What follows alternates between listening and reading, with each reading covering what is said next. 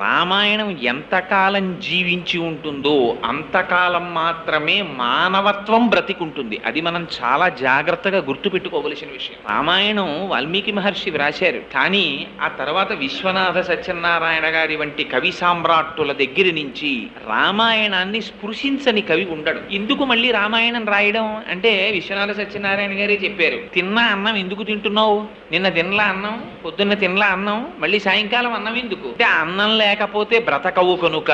బాహ్యంలో శరీరం బ్రతకడం కాదు కావలసినది, లోపల మానవత్వం బ్రతకాలంటే రామాయణం జ్ఞాపకం ఉండాలి, రామాయణం వినాలి, రామాయణం చదవాలి, రాముణ్ణి 1కి 10 మార్లు ఆదర్శంగా గుర్తుపెట్టుకోవాలి. రాముడి యొక్క శీలము, రాముని యొక్క ఆ వ్యక్తిత్వము ఎంత కాలము మానవ జాతి స్మరించుకుంటుందో అంతకాలం మానవత్వం బ్రతికుంటుంది. మానవత్వం బ్రతికి లేనినాడు వాడు ఉపాధి చేత మానవుడేమో కానీ వాడికి